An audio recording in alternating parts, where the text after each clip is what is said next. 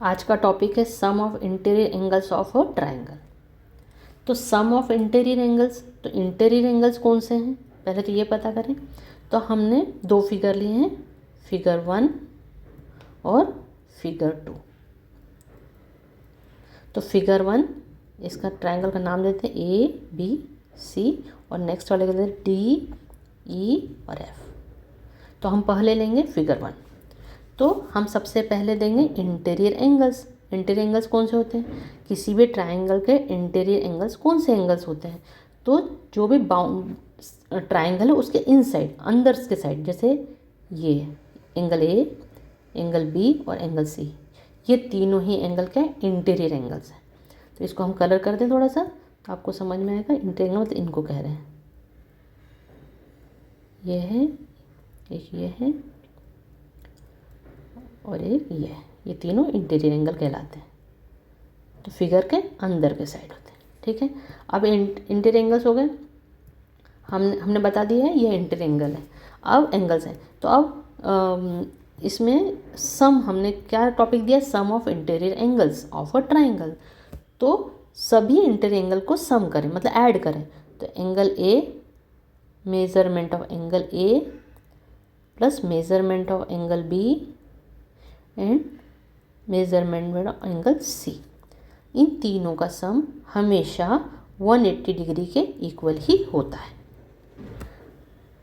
अब हमें ये समझ में आ गया कि sum of interior angles of a triangle equal to 180 degree. तो इसी बात को समझने के लिए नीचे का मैंने एक एग्जाम्पल लिया है। एग्जाम्पल है ये, एग्जाम्पल फिगर है, ठीक है, एग्जाम्पल लिया। तो इसमें मैंने एक ट्राइंगल लिया है DEF। मैंने इसको मेज़र करके बनाया एग्जैक्ट डिग्री वाइज। तो इसको मैंने लिया 50 डिग्री, इसको लिया 60 डिग्री, और मान लो हमें ये नहीं पता है, मान लो ये x है जो हमें नहीं पता है। तो हमें इंटर एंगल जो x है वो हमें फाइंड आउट करनी है, या D की वैल्यू फाइंड आउट करनी है, एंगल D की।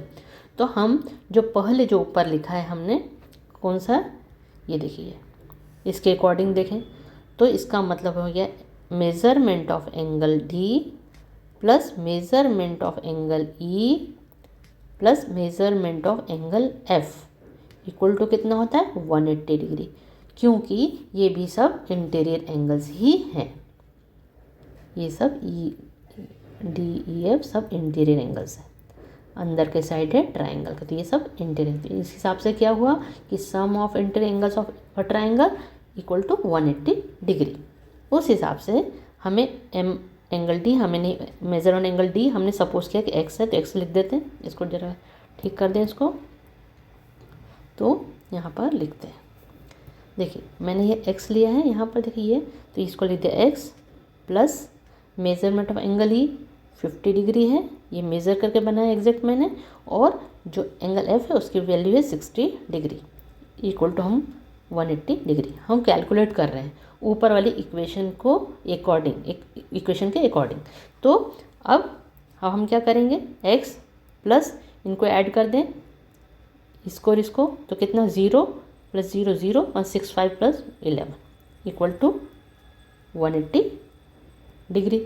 अब वेरिएबल एक साइड होता है, कांस्टेंट एक साइड होता है, तो हम क्या करेंगे, 110 को इस साइड लेके जाएंगे, लेफ्ट से राइट साइड। इसका मतलब क्या है, x equal to 180 degree minus 110 degree, minus में आ गया। जब अब इसके वैल्यू माइनस करेंगे, 180 माइनस 110, इसका मतलब आ जाएगा ये 70 डिग्री। इसका मतलब x की वैल्यू कितनी है, 70 डिग्री। इसका मतलब मेजरमेंट ऑफ एंगल D कितना आया है, 70 डिग्री। तो हमने यहाँ निकाला है x की वैल्यू आई 70 डिग्री। तो इस तरह से यदि हमें किसी ट्राइंगल में 3 एंगल्स होते हैं और उसमें से 2 एंगल्स की वैल्यू या मेज़रमेंट पता हो, तो जो तीसरा है उसको ऐसे कैलकुलेट करके निकाल सकते हैं, उसकी वैल्यू को ऐसे फाइंड आउट किया जा सकता है। Thank you.